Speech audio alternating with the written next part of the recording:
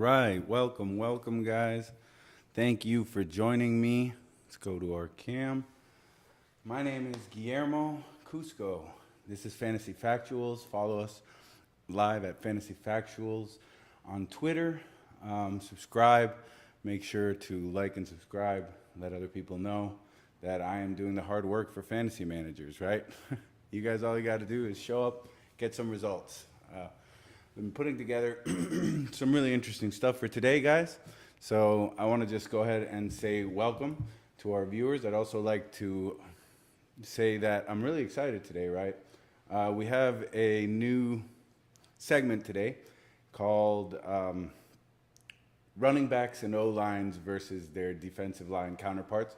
We're going to be basically looking at just the best running backs, the best offensive lines, the best defensive lines, and we're going to see how they match up against one another, what matchups they'll be facing in Week 5, and we'll go from there with, fantasy decisions. I have a cheat sheet ready for you guys. Let's dive right into it, right? All right. So we can start with a recap for Week 4. Week 4. A lot of stuff happened in Week 4. If you guys caught my video, my roundups video or my injury reports video, you guys got to see me go a little more in depth about some of the action that happened in Week 4. Right now, we'll just go through a game script and we'll take a look at how everybody did, right? All right, so first game we had the Dolphins, my Miami Dolphins, of course, coming up short. My heart goes out to Tua Tagovailoa and his family. I hope that he's okay, right? He got injured here, got dragged down by one of the D linemen from the Bengals. And he went down pretty hard. He hit his head pretty hard. He had to be taken directly off of the field in a stretcher. He was taken to a hospital there in Cincinnati. And thankfully, he was good to leave with the team that night. But we did see Teddy Bridgewater step in for him, right? That's why you'll see Teddy Bridgewater down here on the markers. Teddy Bridgewater apparently threw a touchdown. I myself was very upset and turned off the game. Tua is a big deal for me. We've been waiting for a big quarterback prospect in Miami for a while, and he's just talented, right? He's very accurate, and I like what I've been seeing from him so far, so to see him get injured, it really tore me apart. Bengals looked great, though. Another week where T. Higgins outshines Jamar Chase. T. Higgins, 124 yards. He also scored a touchdown. Joe Mixon, for Mixon managers, if you have Joe Mixon, you can feel pretty happy about this, right? Joe Mixon, 61 yards and a touchdown. He's producing, which is great. It's exactly what we want to see from him. He got 24 attempts. That's a massive amount of carries. And then, the Vikings-Saints game, the game in London. What a great game. Justin Jefferson basically saying to the world, I am matchup proof. He was definitely seeing a Marshawn Lattimore shadow in this game, and he overcame it, right? Very impressive stats. Justin Jefferson, 147 yards. On the other end of the ball, I think it's something worth talking about, something worth mentioning. Chris Olave, of course, coming up big again for receiving yards. I have those incorrectly set there. I can fix that later. I think Chris Olave is now, at this point, the number one pass catcher for the New Orleans Saints, right? I don't expect Michael Thomas to come back again this week. We'll take a look at some injury reports in the later parts of this episode. But as of right now, Chris Olave has looked great. I have no reason to not start Chris Olave if I have him in a 12-team league. He was somebody that went off the boards relatively late. And if you did snag him, you're probably very happy with him, right? He did manage to score a touchdown in this game. Again, the Minnesota Vikings come away with it, though, 28-25. Browns, Falcons, right? Falcons at home on this game. Jacoby Brissett did surprisingly so-so. We did see him, however, throw an interception, right? And no touchdowns this week for Jacoby Brissett. That's something that's been happening in past weeks that didn't necessarily happen this week. And it's not that talented. Like the Falcons' defense is all right. It's not superb. So Nick Chubb, of course, having the game Nick Chubb has. 19 carries, 118 yards, also scoring a touchdown. Mariota did just fine. Really here, I think the work went to the running backs. If you saw the game script, if you saw some of the footage like I did, you can tell there was a more run-based offensive attack in this game. Corduro Patterson ended up leaving, right? He got injured. He'll be out for 3 to 4 weeks-ish. So expect some changes in the backfield there. I believe Tyler Algiers, somebody that we spoke about earlier, and Caleb Huntley, right? Caleb Huntley was also taking snaps. So we'll see what happens there. And the Titans-Colts game, right? Titans-Colts, Derrick Henry, again, performing second week in a row. Managers can feel a little more comfortable with Derrick Henry. 114 yards, 22 carries, large amount of usage. Did score a touchdown. Tannehill looked relatively good, right? He threw for 2 touchdowns, 17 out of 21. That's not horrible. So Titans take this one 24-17. They send the Colts to 1-2-1. All right. Commanders and Cowboys. What an interesting game to watch. Also, what a game where the statement was made that the defense is definitely a determining factor in whether a football team can or cannot win a game. We saw the Cowboys defense come out and basically just deteriorate the Commanders. Carson Wentz had a shoddy day at best. He threw for 170 yards, 25 completions on 42 attempts, right? Not amazing. The volume's still there. Antonio Gibson lost a certain, relatively large, actually, share of his carries to the 2 other backs in that backfield, right? J.D. McKissick saw 8 carries. That's something that should resonate with everybody. Jihan Dotson scores yet another touchdown. I feel like Jihan Dotson has been the prolific Commanders touchdown scorer for the year. He will be out this week. It's an important thing to keep in mind. No Jihan Dotson might mean more work for Terry McLaurin or Curtis Samuel. So keep that in mind, especially for fantasy managers going into this week. This week starts tonight. I think that's why I love Thursdays. I'm going to be ending this relatively quickly so that we can go watch the games, all of us in peace. So Seahawks and Lions, right? What a shootout. This was awesome to watch. Super fun to watch. Couldn't have put on a more interesting game. Geno Smith looks fantastic, right? Ran in a touchdown, threw 2 in through the air. DK Metcalf has 149 yards. 149 yards. Didn't score a touchdown, but he was being shadowed by Jeff Okudah. So I assume that red zone targets for him were a little more challenging to find in this situation. Rashad Penny went off, right? 151 yards, 17 carries, 2 touchdowns. Definitely made a statement for himself. Definitely positioned himself as the lead back here in Seattle. I know that they just drafted Ken Walker, right? But let's see what happens here, because so far he's been the man. I don't necessarily expect that, but I'm not surprised by it either. You know, Corduro Patterson broke out last year in his age 32 season, and this year has been very productive, right? Leading up until this injury, he's been very good on the ground. So keep that in mind. Chargers, Texans. See here, I thought that the Chargers defense would hold the Texans a little further back than what they did. Still, very fun game. The reels were very interesting. I don't believe Davis Mills to be a Super Bowl quarterback contender, in my opinion.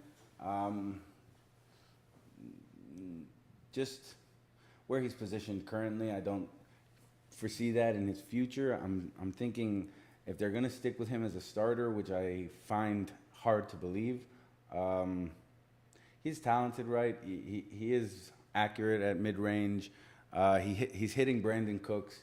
So at the end of the day, I don't think that their quarterback woes, let's put this in a more reasonable terms, I don't think that their quarterback woes are necessarily completely his fault, right? The line also not protecting Davis Mills as much. Lots of sacks on this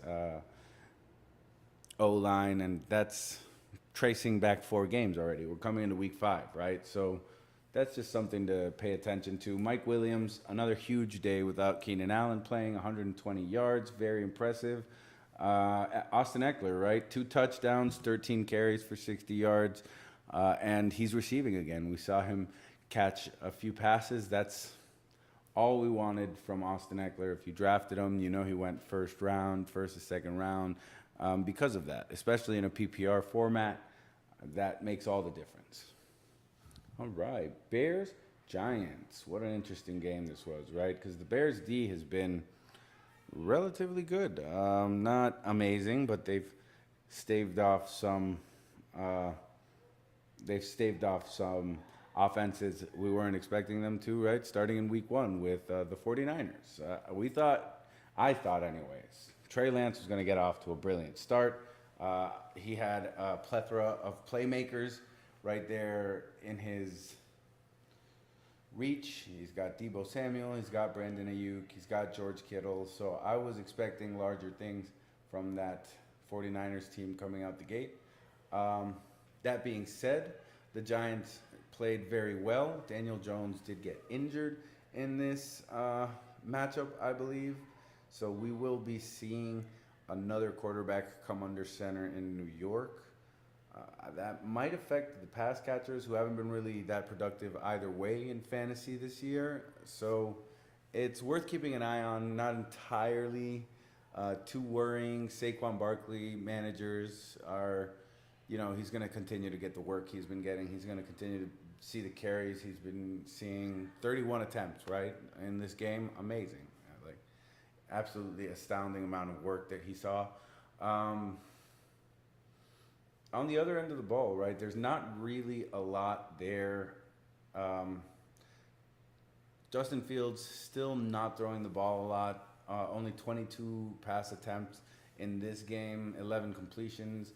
I think Herbert is the guy to talk about here. He didn't have an outstanding fantasy performance, but he was going up against the New York Giants line that has been more or less okay. They haven't been amazing. They are not in any way a good line.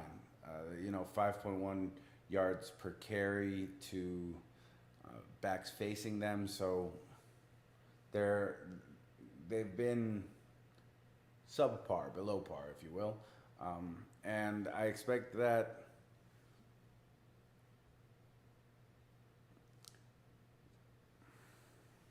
we saw this affect Saquon Barkley, right? Like, we saw how effective he was in this game, and it leaves that specific portion open.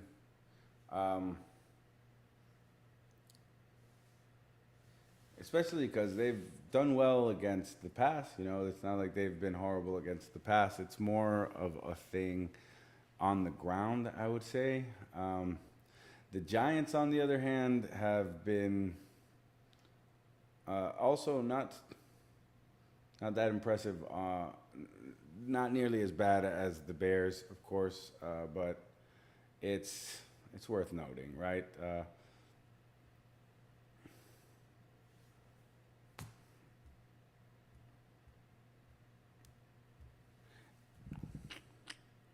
There we go. Sorry, guys. Awesome. Jaguars, Eagles. This was more of a defensive clash than I thought it would be. Very impressed with the way that this game went. These defenses have both been amazing. They've been breathtaking. The Jaguars' defense came out of nowhere, in my opinion. They are, I believe, fifth. They are fifth best in rushing. They obviously in this game could not stop Sanders or this offensive line, which is the best offensive line in the NFL at the moment. So, of course, it's not surprising that Miles Sanders was able to do this. The Jags, however, before this have been spectacular against the run. They held Jonathan Taylor to a very subpar week and held that entire offense without a score, right? They held their game against the Jaguars, ended up with a blowout. I believe it was 24 or 27-0. So that's worth mentioning, and we'll talk about that more later on in the show. The Jets went up against the Steelers. The Steelers switched out Mitch Trubisky in about the third quarter or the second quarter. Either way, Kenny Pickett came in. Kenny Pickett took over. I can't say if this is good or bad for fantasy managers. It's something that we're just going to have to wait and see on, I guess. Kenny Pickett does move well, though. It's something worth taking into consideration when you're talking about goal line work, when you're talking about Najee Harris or Deontay Johnson, specifically because he might just choose to rush the ball in and take the ball and that touchdown with him. So we'll see how it ends up working out in Pittsburgh, but I do expect Kenny Pickett to continue to provide Deontay Johnson the volume he's been having. I think that it could more adversely affect Najee Harris depending on the scheme and how Mike Tomlin wants to run that team, but we'll see how that goes. The Jets did very well. Breece Hall took command in this game, I would say, over Michael Carter as the lead back. I think that it's indicative of bigger things to come, right? They play the Dolphins next. I think that if you drafted Breece Hall like I did, you can play him confidently, right? Miami's been so-so against the run. They have playmakers, but they haven't really, especially against Baltimore, right? I think Lamar Jackson rushed for over 100 yards against the Miami Lions. So that'll be interesting to watch. Let's do it. Bills-Ravens. Wow, what a game that was, right? That was probably the best game I watched, I would say. There's two very staunch opponents, especially in terms of offense. Like, the Bills have been great on offense. Josh Allen, right, lead rusher and lead passer. That was an interesting little tidbit, in my opinion. But 2 touchdowns, right? 1 touchdown thrown, 1 touchdown run in. He threw an interception in this game. 19 completions on 36 attempts. Not horrible. Josh Allen has done better, is capable of better, of course, and we've seen him just blow these numbers out of the water. But it got them the win, right? 23-20. Jackson, again, leads the departments of both passing and rushing. He had 73 yards. I believe he threw 2 picks in this game, though. He was going against a very staunch secondary, probably one of the better secondaries in the league thus far. I know Micah Hyde got injured early this season.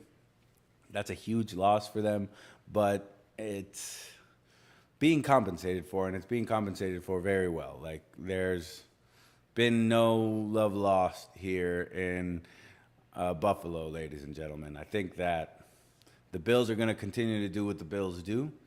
I look forward to competing with them as a Miami Dolphins fan to see who gets the best of this division, right?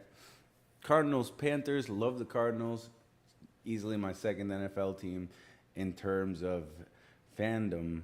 But they haven't really been performing as well as we wanted them to. This was a different game, obviously. Kyler Murray did spectacular things. He did throw an interception, but not without throwing 2 touchdowns and running 1 in, right? 207 yards through the air. The addition of Marquise Brown has obviously come with a very welcome feeling from Kyler Murray. That's great. They do go up against the Eagles this week. It will be a tough matchup. And I do believe that they don't get DeAndre Hopkins back until week 6. I believe it was a 6-game suspension. So we might see another 2 weeks or so of no DeAndre Hopkins, which is a big deal, especially with them going up against this secondary. The Eagles have been the best secondary thus far in the league. They've been incredible, right? James Bradbury has been outstanding. So has Darius Slay. Very impressed with them. I've been saying that throughout the entire week. Not that I think that what I say is that important, but at least they know, somebody who's not necessarily a fan of the football team that they're on does understand the gravity that they are putting into their games, and it's well deserved. They've earned it. They've earned my respect through hard work and sweat and tears and just hard-earned wins, right? So Cardinals take this one 26-16. Christian McCaffrey had a big game with a touchdown on the receiving end, right? 81 yards receiving. So he did produce for you, especially in a PPR format. If you did have him in a standard format, not standard anymore, I guess. If you did have him in a non-PPR format, then yes, it was tough to watch Christian McCaffrey do what he did. He still added that touchdown, right? The receiving touchdown, still a touchdown, so that'll give you points, but not the same non-PPR to PPR. All right. Packers, Patriots, right? That was a great game. I actually expected the Patriots to kind of take the helm here and show the Patriots what's up. The Packers did not to do that entirely. But Bill Belichick, of course, he's going to put up a fight. We're clear on who he is and what he's capable of, especially as a coach. He's very dynamic. He's very, he knows how to win, right?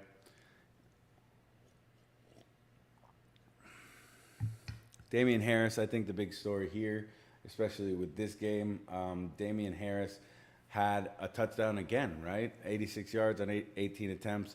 If I'm looking at this from a fantasy perspective, I don't really trust any of the other players on the Patriots fantasy-wise. I'm not buying into the wide receivers, Aguilar and Parker, Jacoby Myers. I don't know if I could trust them on a weekly basis, which makes me a little iffy about the other talent on this team. But Harris has been spectacular. More power to you. If you picked him up late, you've gotten yourself a steal. I think that his role in this offense is just going to continue, right? I don't see them necessarily slowing down. And then Broncos, Raiders. So this was interesting. Raiders were at 0-3 in this game. Broncos had a good game. I think that this game clearly defined Cortland Sutton as Russell Wilson's top target, right? Jerry Jeudy was a factor in this game, also had a touchdown in this game, as did Cortland Sutton. But I think that he's going to be utilized more by Wilson. I feel like Sutton has the edge over Jeudy in terms of usage. I know it kills me specifically because I'm somebody who drafts youth. Sutton is, I think, 4 or 5 years older than Judy. So for me, it's kind of rough, specifically because I drafted Judy, right? I'm sure if you drafted Cortland Sutton, though, you're probably looking at this as a huge win. And more power to you. If you did, then congratulations, because you have gotten yourself that win, I believe. And I would feel safe plugging him into my lineup as a wide receiver one. He's clearly shown that he will be the top target in Denver. But the storyline here, I think, was with the Raiders. Josh Jacobs had a spectacular game, 144 yards, 2 touchdowns for Josh Jacobs. Devontae Adams, also a spectacular game. Another reason why he's, again, been proving that he's matchup proof. Definitely drawing a Pat Surtain shadow here, right? And overcame it. 9 receptions for 101 yards. Huge game. Overall, I think that he was held without a touchdown. So it's kind of like the Jeff Okudah situation with DK Metcalf, right? DK Metcalf had a great game. Overall, he did amazing. 140-something yards for DK Metcalf. Hats off to him. But at the end of the day, he was drawing that Jeff Okudah shadow. He did not see any successful end zone targets. So it is what it is. And then the last games that we have are the Chiefs and the Buccaneers game. This was the Sunday night game of last week, week 4. And, this was incredible to watch. It was incredible to watch Patrick Mahomes come up against this very staunch defense, especially in terms of pass. This has been one of the best pass defenses in the NFL so far. So I think it just kind of proves that Patrick Mahomes is Patrick Mahomes, and he's going to do this kind of thing regardless, right? There is not necessarily a stopping of Patrick Mahomes, if you will, and I think that the reason is because he's Patrick Mahomes. He's got that playmaker ability, this special quality to just make magic happen where there is none to be found, right?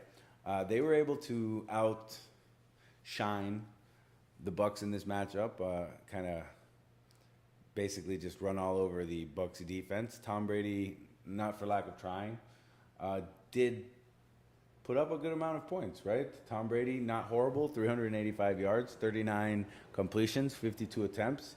I think Tom Brady did spectacular. He threw 2 touchdowns into Mike Evans. If you had Mike Evans in this matchup, you came out beautifully surprised. Evans had a massive 103 yards and 2 touchdowns on 8 receptions in this game. Very impressive, right? Rashad White came out, and that was interesting to see, especially because we kind of all expected Leonard Fournette, and it's been that way for so long, and now all of a sudden we have this rookie, right, Rashad White, and he did great. I believe he scored a touchdown. So not something I think will be a trend in the future, especially because Leonard Fournette's completely healthy, and I just think that he's been that lead back already throughout this whole year, and he's been so productive. Why would they change him out now? And the last game we're going to look at is the Monday night game. That's the Rams versus the 49ers. 49ers are just the 49ers, man. They're just amazing, right? The 49ers have an amazing defense. Just always have had an amazing defense. Best defense against the run at the line. And it showed, right? They destroyed Matthew Stafford and that offensive line. So I was impressed. I was suitably impressed, honestly. Mostly because I know what Matthew Stafford can do when he has that, slight time in the pocket to make quick decisions. And they didn't even give him that, right? They rushed him a bunch. They got to the quarterback more than they had attempted to get to the quarterback against any other team they'd faced this year. And they did a great job at getting at it. Tebow Samuel, right? Tebow Samuel producing the way you want him to produce. 115 yards and a touchdown. That's just a massive, just alone on those two without counting the receptions. He scored you 18 points right there. Tebow Samuel is somebody that was drafted very, very early on in the draft, right? And he has produced on kind of like underneath where I believe the median is between his floor and his ceiling, right? So like, I think he's been producing like maybe a little lower than where those two markers lie. But he definitely proved to us this week why you drafted him in this week. I expect more games like this from Debo. He's coming up now against a Carolina defense that has, not been overly impressive against the pass. Kyler Murray just did what he did best with these people. And now Tebow Samuel coming into basically the same situation, right? Tebow Samuel is going to be taking on that role. So next part of this, I think, is the fun part. I'm going to take one quick break, and then I'm going to come right back to you guys. So thank you for joining me thus far, and I'll see you guys soon.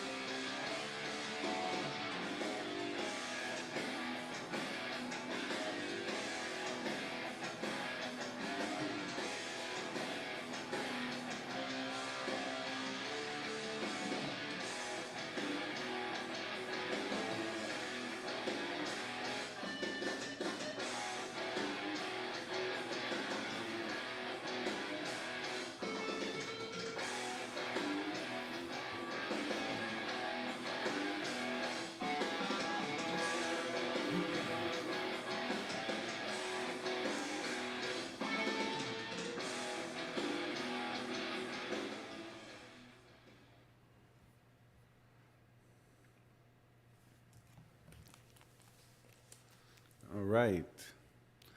Thanks, guys, for indulging me there. Had to do a quick bathroom break. All right, we're back. We're going to go ahead now, take a look at my cheat sheet. I set up a cheat sheet for you guys. We can take a look at each player on each team and where they should be on your fantasy roster. There are a lot of players out here. If any of these guys are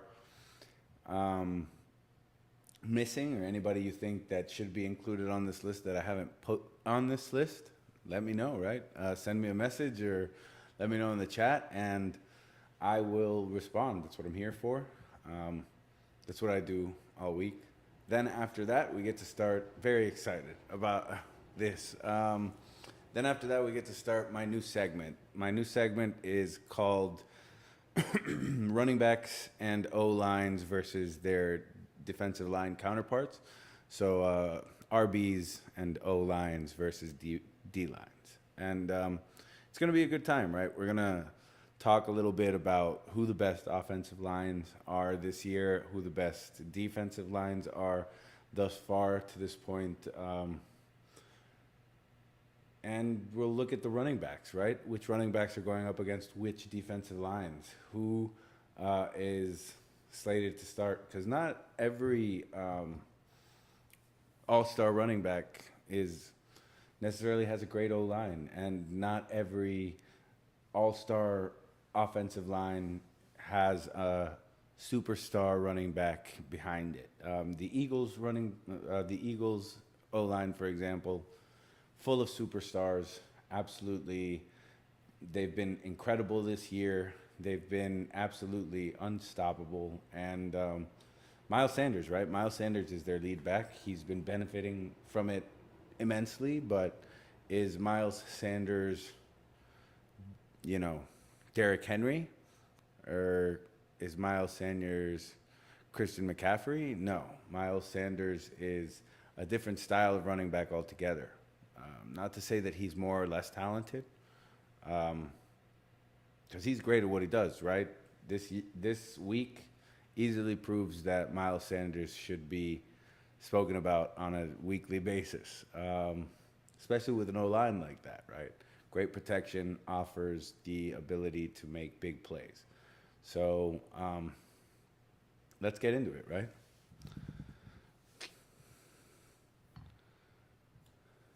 Welcome to the cheat sheet, guys. Let's take a look.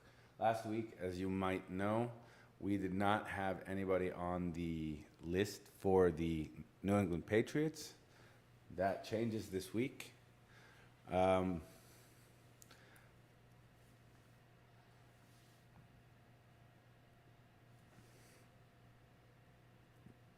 As you can see, we have Damien Harris here. Patriots coming up against the Lions. That's relatively somewhat important. Not really. The Lions haven't done the best against the run this year and have allowed a good amount of touchdowns. So we'll see. Jalen Hurts for the Eagles. A.J. Brown, of course. Dallas Goedert hasn't necessarily produced the best as of late, but definitely a must start, especially if you drafted him as your tight end. You might be able to stream here, but he's probably the best option you have on your roster at tight end. So Devonta Smith. Devonta Smith here for me is included because of their opponent. The Cardinals have not been exactly overly successful against the pass, and they're letting through basically one of the largest yards per catch, yards per attempt. You're talking about, 7.4 yards per attempt. It's a massive amount of yardage. We'll see, because they have a lot of talent in that backfield, especially at safety. They always have. So maybe they break through, maybe they shine here, but they haven't been thus far, which for me puts Devonta Smith in a very good position. Breece Hall is my only starter on the Jets. I started Garrett Wilson last week in a couple of leagues. It was a mistake, I believe. I do like Garrett Wilson. I like his playmaking ability, and I have liked the consistency with his target share, but not gonna necessarily. This team's been all over the place with their pass catchers, right? Tyler Conklin's gotten a couple of large target games. Elijah Moore has one or two games with big targets. They're throwing the ball, and it has increased since Joe Flacco left. I'm going to go ahead and just state that. With Zach Wilson, they only saw 36 attempts this week. So I'm down a little bit on this pass catching. I know that the Dolphins usually are a team people like to start other players against. Pass catchers, in this case, I wouldn't necessarily put it on that list specifically because of Xavier Howard and Javon Holland just being amazing thus far, and also because of Jones. I'm a big fan of Byron Jones, and I think that we do have one of the better cornerback sets in the league. So I am not putting any must starts for the wide receivers for the Jets. And this is just going to be how we leave it.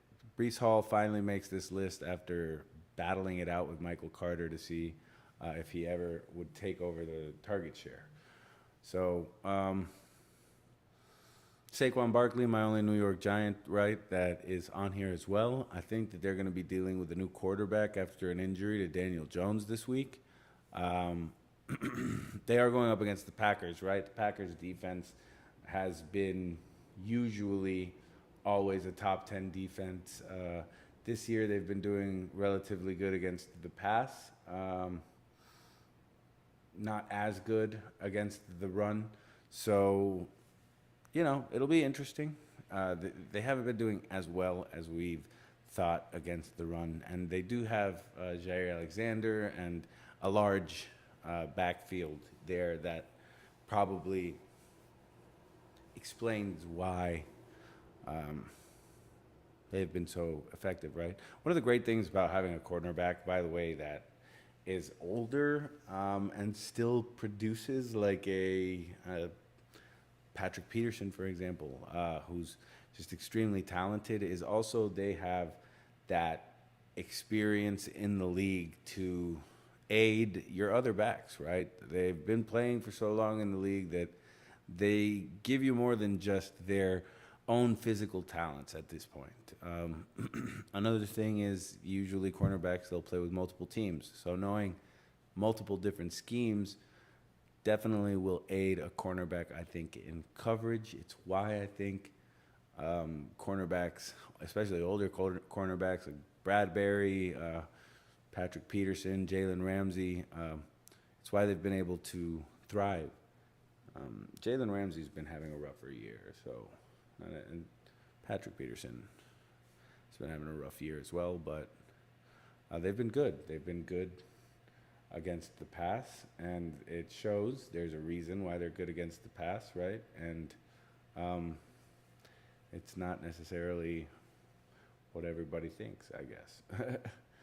Let's keep it moving. Do expect it to get better, especially at the pass. The Packers have always been good at pass defense, so I don't know exactly what's going on there, but as the season goes on, things will start to develop. We'll start to see different things come in different ways. Swift out again. St. Brown out. I'm placing him as out. He's not necessarily out, right? We don't know if he's out. I am worried about his practice time. I think that he needs to practice in order to play, right? I think that's what everybody says.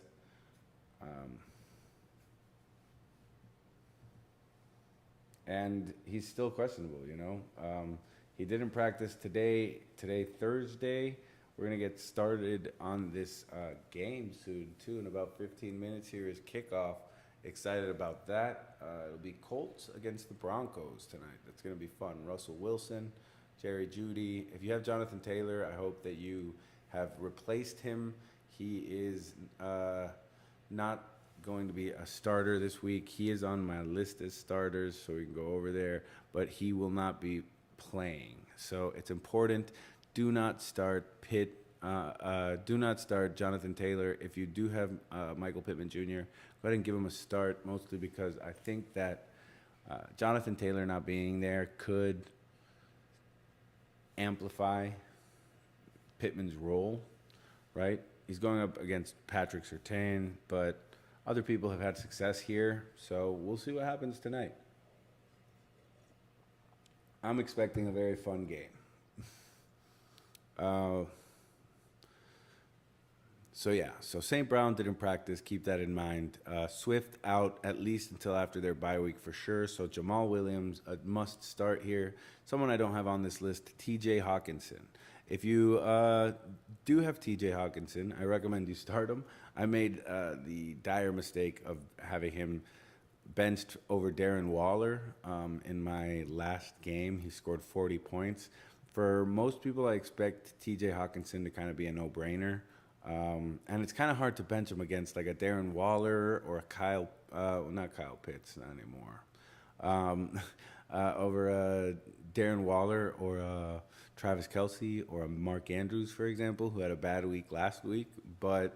Um, but if you have maybe like Pat Freiermuth or maybe you have Tyler Higbee and you're thinking, which one do I start for this week? I'm definitely going with Hawkinson, especially with St. Brown not able to play, with DeAndre Swift out.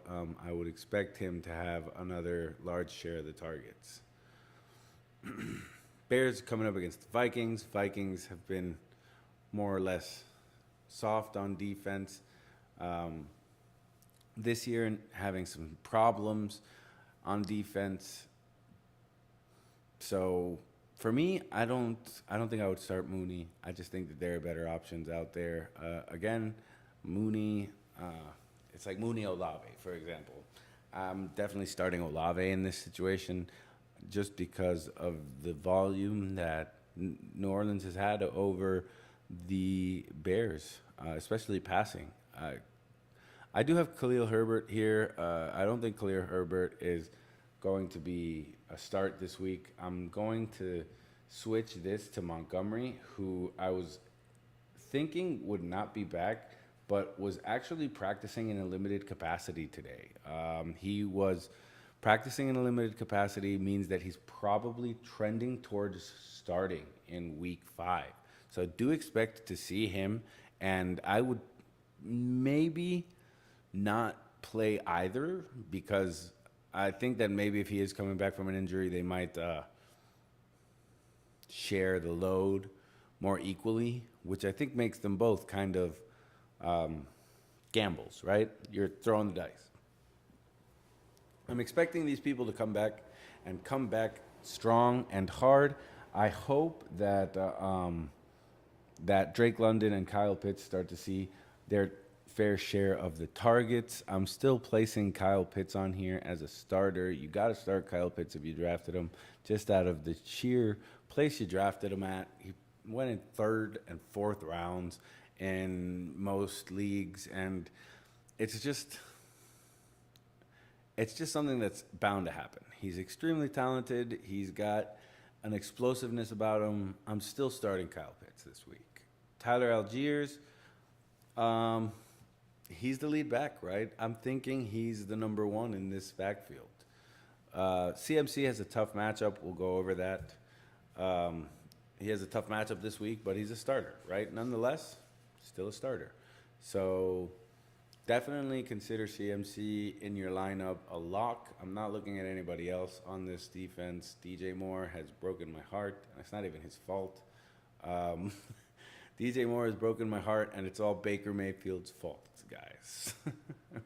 No, I'm just kidding. I'm not seeing the passing efficiency that I want to see from Baker Mayfield in order to feel confident about starting any of the pass catchers on the Panthers. So let's just forget and evade this topic altogether. And I'll tell you why. Here's why. They, first of all, don't have a lot of pass attempts on the year. They're definitely a more run-heavy offense, and it makes total sense. Christian McCaffrey, I believe, is the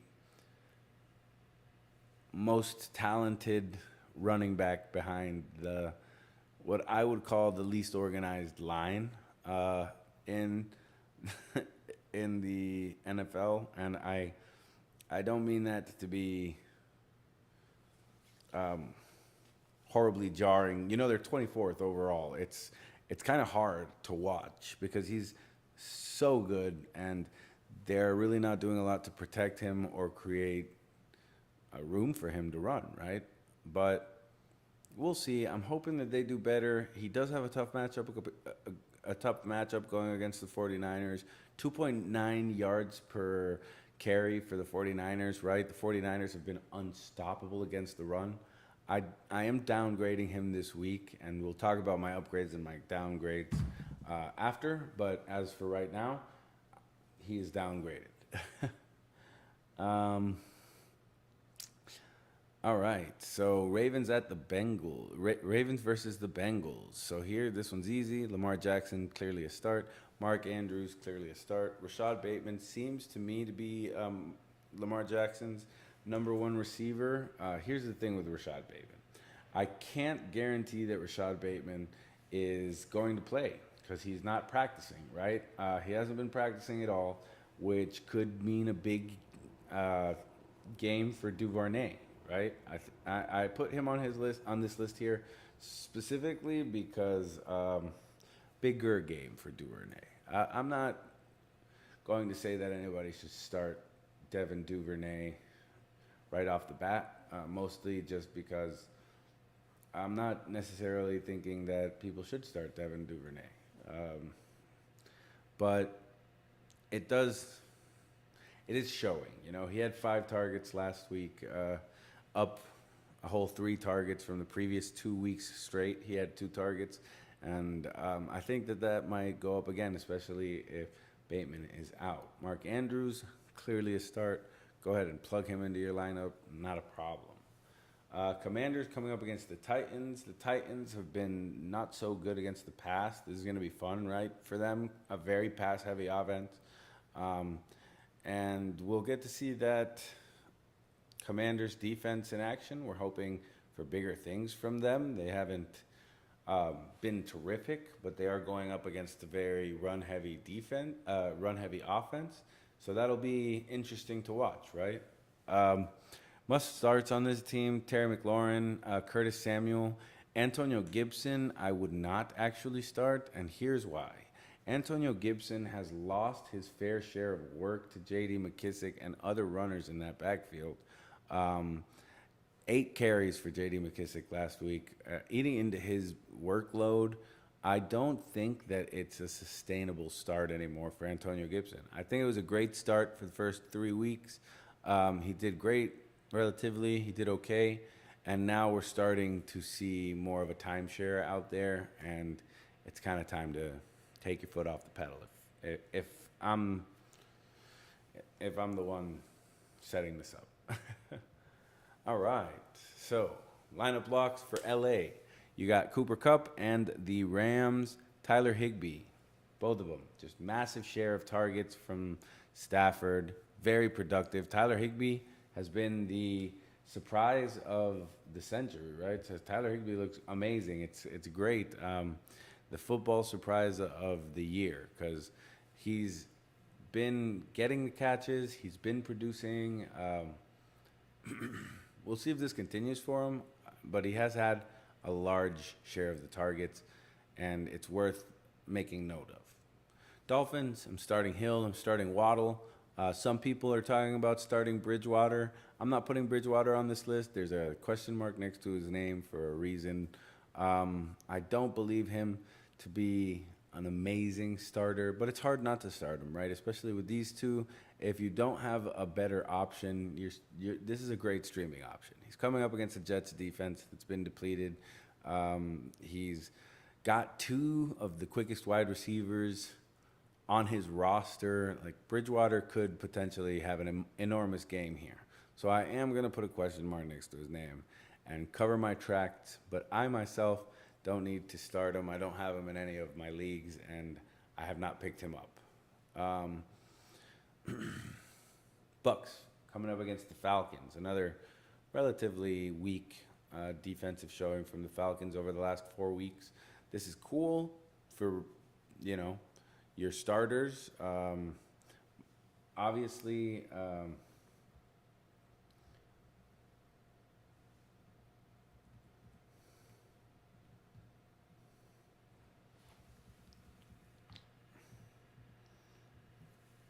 Obviously, it's meant to say Mike Evans there.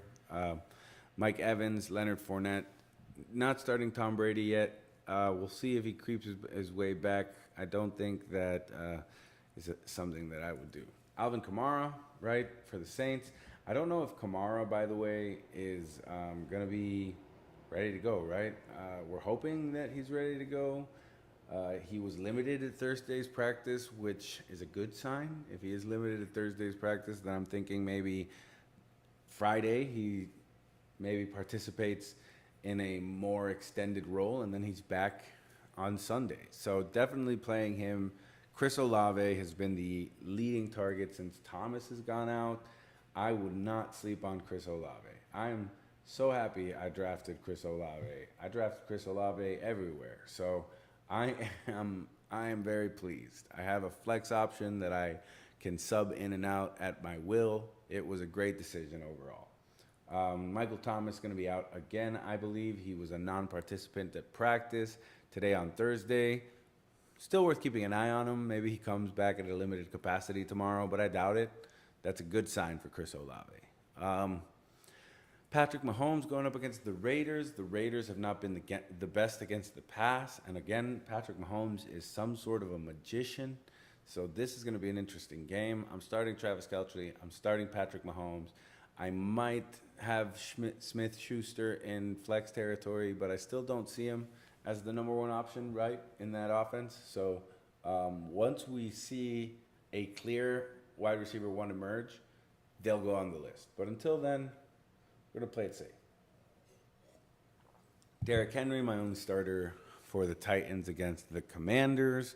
Treylon Burks is out with turf toe injury, and that should do good things for Robert Woods, should do good things for the other pass catchers that are a part of the Titans team, right? Not necessarily putting them in starting territory, in my opinion, but worth considering and talking about at least. Worth mentioning, if you will. CeeDee Lamb and Dalton Schultz, clear starts up against the Rams. We know how this D-line is. This is one of the best D-lines always. Aaron Donald is Aaron Donald. We'll see what they can get going. I'm not really putting Cowboys running backs as starters this year regardless. So we'll see what happens there, right? CeeDee Lamb definitely a must start, especially with his target share and the way that he produced last week. I wouldn't even have to think about that twice. If he continues along that line, he's going to be incredible for fantasy managers. People are going to love having him. Dalton Schultz. I think Dalton Schultz will be better when we have Dak back, right? Once Dak comes back, we're not going to be dealing with all of this. It's kind of refreshing, in my opinion, to think that we could have him back so quickly, because we saw him go out in week one. Everybody thought, it was a problem with his finger. He's going to be gone. He's not going to play again the rest of the season. Cooper Rush has been holding down the fort, so no need to worry about this Cowboys offense just yet. But we'll see what happens, because they're going up against a relatively stiff defense that did very well last year. So if the Rams can get it going on defense, this might be one worth watching, right? Dalvin Cook, I have Dalvin Cook trending upwards, so keep that in mind. Yes, I have him as an upgrade. So Dalvin Cook's looking good against the Bears. The Bears have not done too well against the run. Not that we expected them to do incredible, but definitely a start, right? Justin Jefferson is the same. Justin Jefferson is, at this point, matchup proof, in my opinion. He is like, I guess, that Cooper Kupp production, but he is the big game Cooper Kupp, right? Rarely are you watching Cooper Kupp have 80, 70, 60-yard receptions that include touchdowns. Cooper Kupp is very yards after the catch oriented. He's always been amazing at it, and it's a cool comparison, I think, because they're so different and so productive, right? One alongside the other. They've both just been amazing, but Jefferson is a must start, right? Especially going into this game against the Bears. Don't even have to think about it. Jacksonville's coming up against the Texans. This is great. I have them side by side here on the chart. So this is great for me optically speaking, because this is where I downgrade Damien Pierce, and this is why I downgrade Damien Pierce, because Jacksonville's just been spectacular. Like Jacksonville, the defense has been incredible. They've been unstoppable. 3.6 yards per carry. This is not the Jacksonville of 2 years, last year, 2 years ago. You know, this is a completely rejuvenated team, a team that's coming out to compete, and they are doing it well. For that reason, I'm downgrading Damien Pierce. Damien Pierce has been spectacular throughout these last 4 weeks. There is no reason to think that he would have any problems except going into this matchup, right? Going into this matchup, I'm afraid he's going to have some problems. He did have a weak showing against the Colts in week 1, which netted him 4.9 points. The Colts are number 2 on this list, right?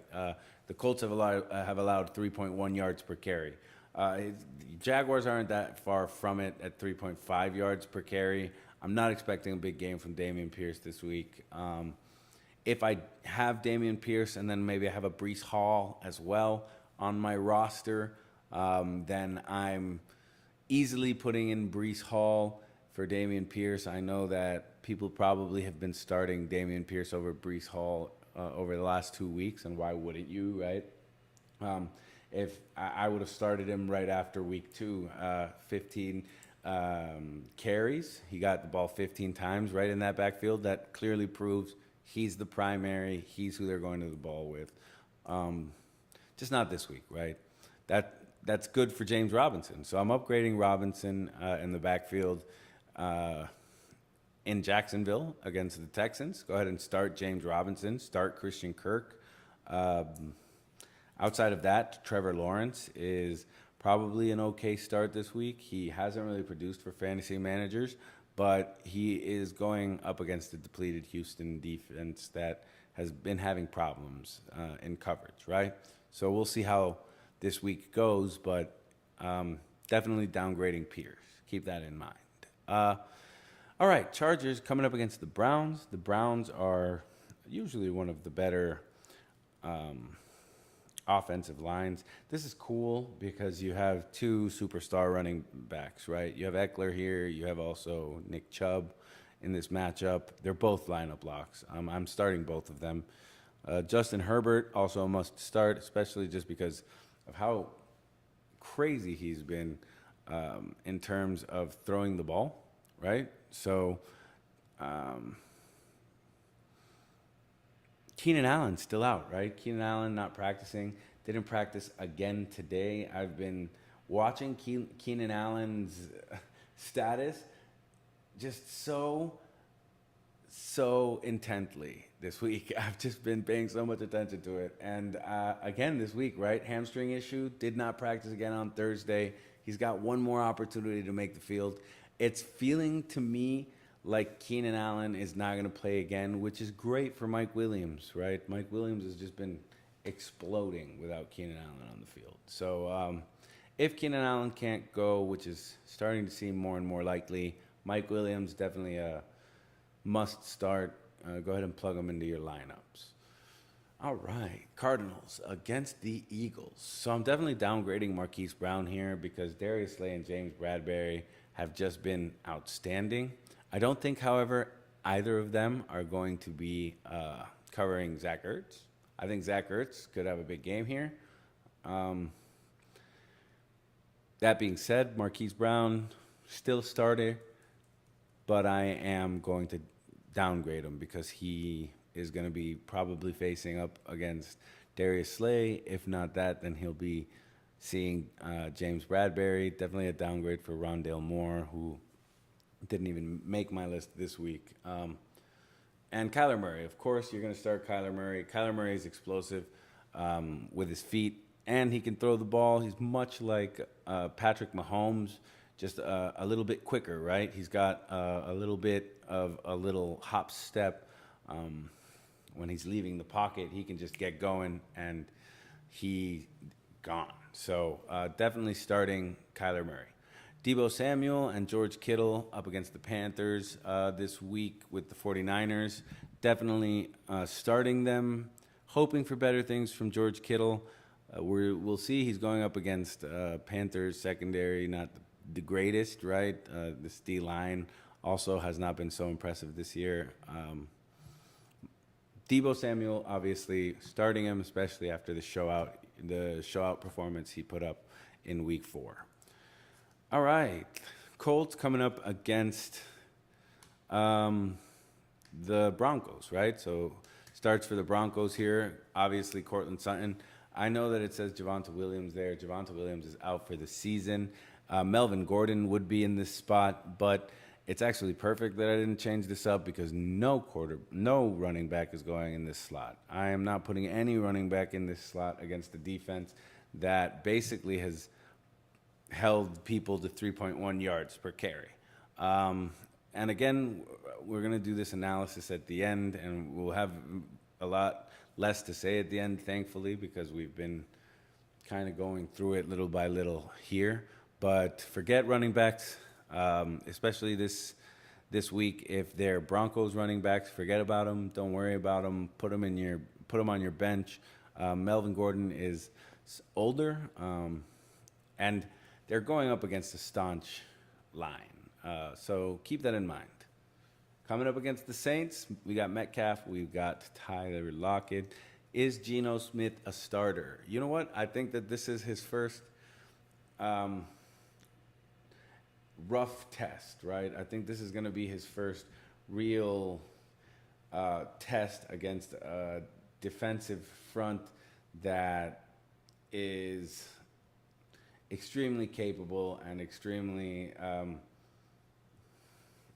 in line. He didn't do too well against the 49ers, right, in Week 2.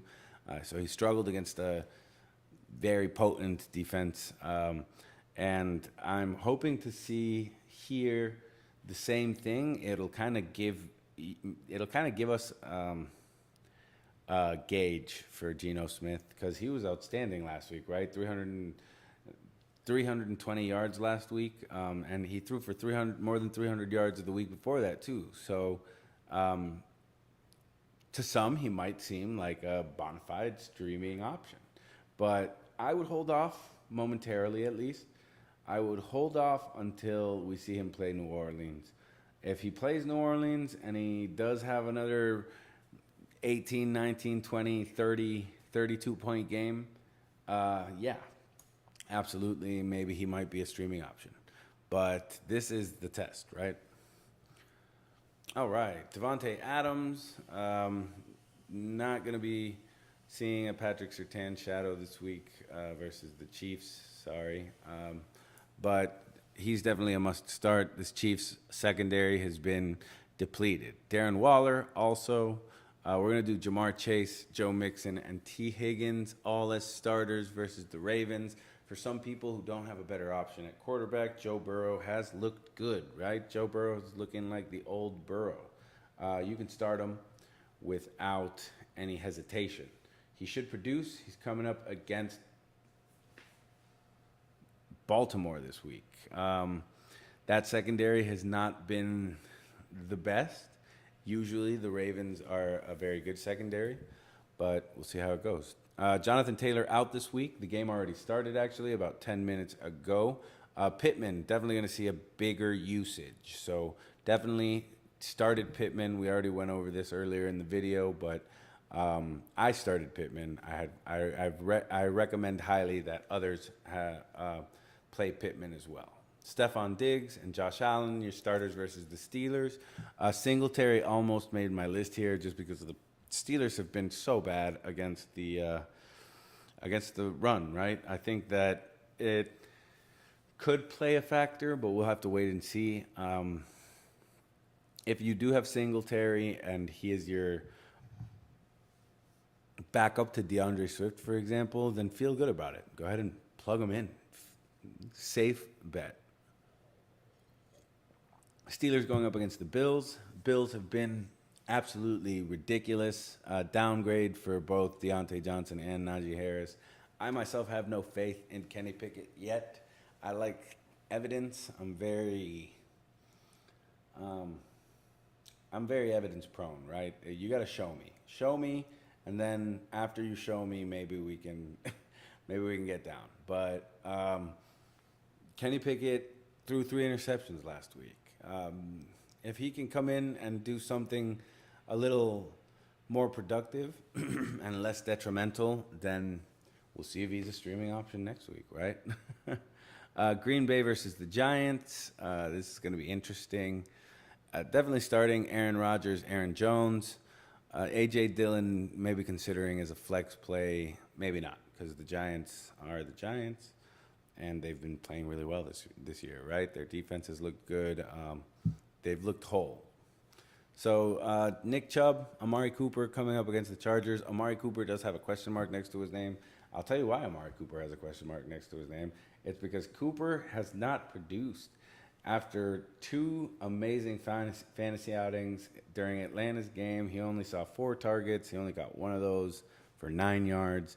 Horrible outing. I don't expect this to continue. I'm still calling him a starting flex play.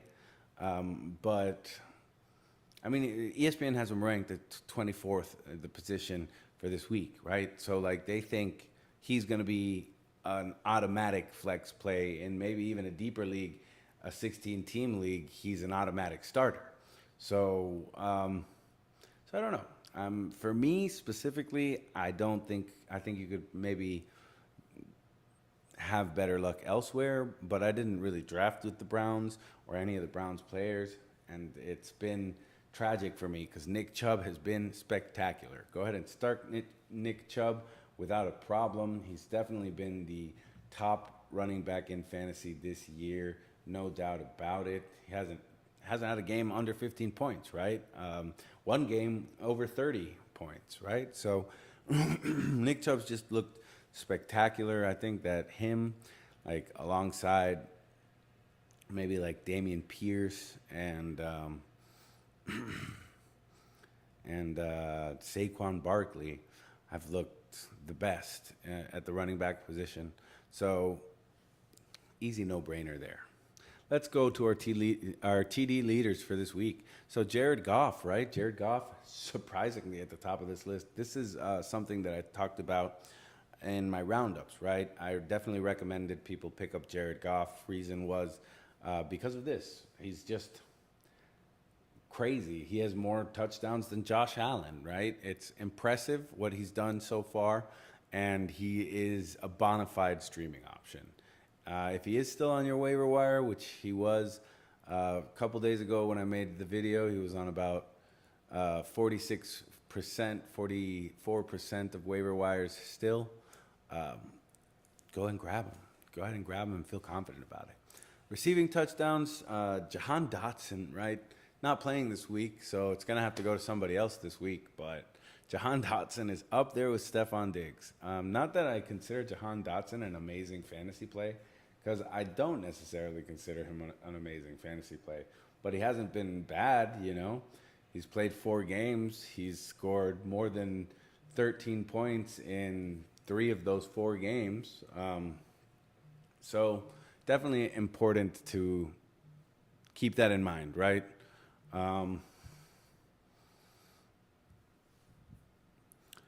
And Amon-Ra St. Brown is on this list, of course. So is Waddle, Kelsey. So is Cooper Kupp, Devontae Adams. These are all people that are automatic plays if you have them. Some of the people that didn't make the list here, though, important to pay attention to it, in my opinion, are going to make the list in the usage category, and we'll talk about them in the next slide. But these are your top touchdown scorers, right? Mark Andrews, Travis Kelce making the list. Like, definitely happy if you spent a high draft pick on one of those two, because they are both coming in at 3 touchdowns a pop so far. Not bad. Rushing leaders here, Jamal Williams has 6 touchdowns. Incredible showing over the 3 games that he's showed out for. Nick Chubb and Jalen Hurts have the second and third most. Jalen Hurts, right, a quarterback. This is why I know he's 20th in throwing touchdowns. He's only got 4 so far. You can see him right here on the bottom of the first list. But he is 3rd in terms of rushing touchdowns, he is in front of Derrick Henry. He has more rushing touchdowns than Derrick Henry, ladies and gentlemen. Wow. And same thing here goes for like Kyler Murray, for example. Kyler Murray is on this list as well with 2 rushing touchdowns. He's also got 5 touchdowns thrown, right? That's a total of 7 touchdowns, which pulls him up more closer to the top of the original list, but it goes by passes thrown, so touchdowns thrown, and then I separated it by rushing. A couple of the other names here that you can obviously see are present: Saquon Barkley, Damien Pierce, Josh Jacobs, Corduro Patterson, who will be out for the next 3 to 4 weeks, Derrick Henry, just people you would expect to be here. Let's go into usage, guys, right? So Kyler Murray, most pass attempts out of everybody after week 4. Very cool, very crazy. Carson Wentz, 172 pass attempts, 1 pass attempt behind Kyler Murray. Guys, this is exactly why I invested in the Commanders pass catchers. This is the exact reason why, if you did invest in the pass catchers that are part of the Washington Commanders for this year, you can be confident that they're going to get the usage, because, I mean, that's crazy. More pass attempts than Josh Allen, right? Josh Allen, 168, coming in at 3rd on this list. A little small discrepancy here with Joe Flacco. Joe Flacco comes in at this list with 155. Zach Wilson, I believe, had another 36. So that would put them...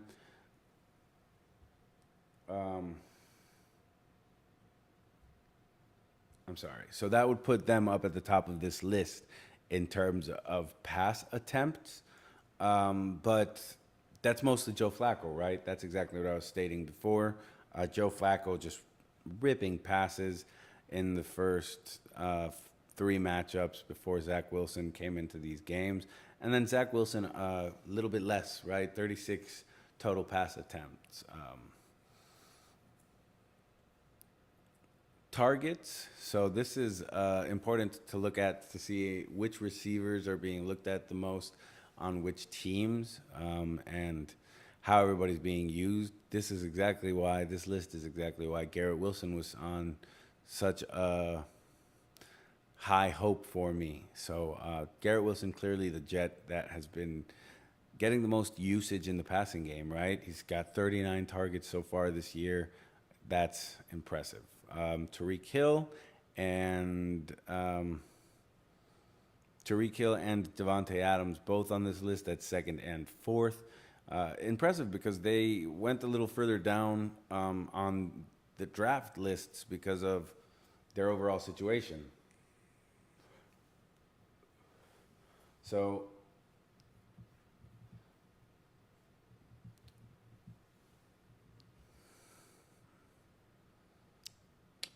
Najee Harris on this list. There's usage here and attempts here that are worth looking at. The rushers it's obviously a thing of, with rushers, it's always been a thing of volume, right? So it just makes sense. Saquon Barkley clearly at the top of this list. This is what gives me the most confidence in Saquon Barkley. Nick Chubb 3rd, right? So Nick Chubb also just getting a tremendous amount of usage. Joe Mixon, right? Somebody that's been relatively underwhelming in fantasy, but not really, right? Because of the usage, right? People are saying that Joe Mixon is in an offense that struggled. They're not incorrect about that, right? Through the first 2 games, the Bengals were struggling. What's cool here, though, is that he's been so productive because of this usage, despite their offensive woes. So that's pretty cool, I must say. Christian McCaffrey at the bottom of this list. He's still getting goal line work, massive amounts of goal line work. So there's nothing to worry here with Christian McCaffrey. Jonathan Taylor, maybe a little bit, right? We'll see. But All right, let's analyze some. I've been so excited about this piece, guys. Let's get through this quickly so we can go watch the rest of the game. Um, so far, this is what I've come up with for this week. We have Mixon, Harris, Chubb, and Austin Eckler. We also have Christian McCaffrey. Christian McCaffrey going up against the number one run defense. I'm downgrading Christian McCaffrey. I know people are going to say that I'm crazy. This doesn't mean don't start him. This just means that he's been downgraded. I'm definitely knocking him down a peg, especially against this stingy San Francisco defense. Ravens D against the rush has been 21st so far, right? Not exceptional, not incredible. So I'm predicting a big game for Joe Mixon. I'm hoping Joe Mixon comes in huge. Predicting a boom for Joe Mixon. Put him on your roster and expect him to flourish. Bills are fourth on this list, okay? This yards per carry list. Bills have allowed 3.5 yards to running backs this year. I'm downgrading Najee Harris. If you have him, he's kind of a must start. He has massive usage, as we saw in the last slide. So not too worrisome, but definitely a downgrade. Definitely going to have him set lower than expected this week. So this is awesome. Chub Eckler, right, going up against one another and going against one another's lines. The Chargers are horrible this year in their yards per carry, 5.4 yards per carry. So that's interesting to note, mostly because I think that if this is the case, then what's going to stop Nick Chubb from having a massive game, right? I think Nick Chubb comes in huge here, and we just see Nick Chubb basically go ham against the Chargers rush defense that has not been superb. The Browns, on the other hand, have not been. The Browns are like, they've been so-so. I would say that they come in at 17th overall, 4.7 yards per carry. Also not great, but not as bad. Austin Eckler has an upside in the pass game, right? So I'm expecting him to get used in the pass game a lot. If you have him, you're starting him, but he's definitely looking at somewhat of an upgrade against this Browns D, as well as Nick Chubb looking at an upgrade against this rushing defense with the Chargers that we expected more of, right? They acquired Khalil Mack during the offseason. They put pieces into place. We thought they were going to be huge, right? And that's kind of what we wanted. We didn't get that. It's okay. So notable upgrades. Kamara, if he's active. Alvin Kamara, if he is active, should be upgraded. It's worth mentioning that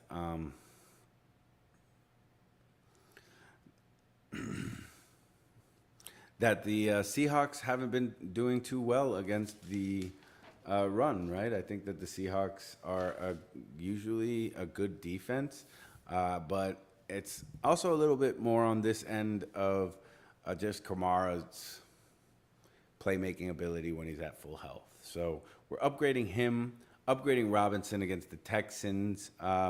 Bills running backs this week get an upgrade. Against the Steelers defense, a Steelers defense that's been more or less struggling. Montgomery and the Bears, right?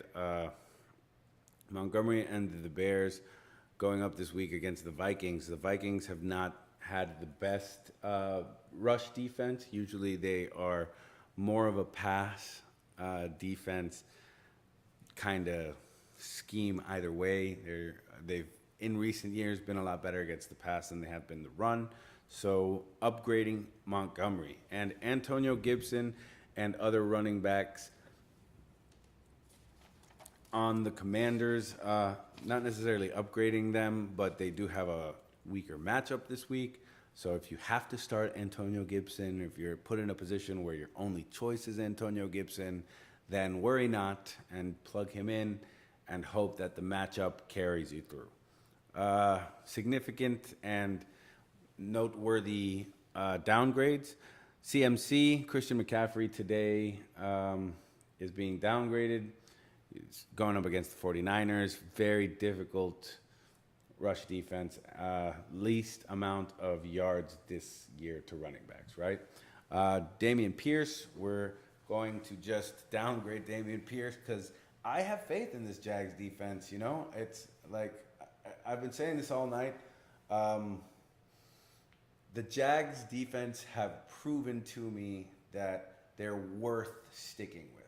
I am the kind of person that has very little faith in things that are brand new. I had no faith in Kenny Pickett tonight, and the reason is because we have yet to see him take on a game as a starter.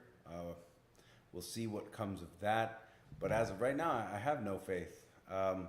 I do have faith in the Jaguars defense. Over the last 3 games, they have proven to us that they are willing to contend with the biggest and the baddest in this league. They did really well against an Eagles defense that's been amazing. That they've been absolutely unbreakable. So worth noting. Damien Pierce, definitely a downgrade. Josh Jacobs against the Chiefs. The Chiefs, another team I'm considering not going up against in the run. They have been stopping. They've been letting through about 3.3 yards per carry. That's whoa! Oh my goodness! I would definitely avoid it if I could. So downgrading the Chiefs. Najee Harris, we already spoke about. Najee Harris is going to be downgraded automatically. Reason Najee Harris is downgraded is because he's coming up against the Bills. We knew that this was going to happen, and we'll see what happens. And then the last downgrade I have for today is going to be Melvin Gordon. Melvin Gordon's downgraded because he's coming up against a Colts defense that's second overall in stopping the run so far, 3.1 yards per carry. I'm not expecting much from the backfield from the Broncos today. So good luck, guys, and I'm wishing you guys the best on your fantasy teams for the week. I can't wait to get with you guys next week. I'll be doing a recap on Thursday again, and then after that, I'll be doing my segment. We'll be looking at matchups again, and we'll discuss where the best running backs are in week 6. If you would like to catch some of my mini segments, I usually do smaller segments. I schedule it throughout the week, like roundups and injury reports. Check back on Mondays and Tuesdays for those. On Tuesdays and Wednesdays for those. And I'm wishing you guys all a happy weekend. Happy football. Football is starting. And all the best. Signing off. My name's Guillermo Cusco. Follow us at Fantasy Factuals on Twitter. Subscribe and like this video and let your friends know. You guys have a great night, and hopefully you're already watching football.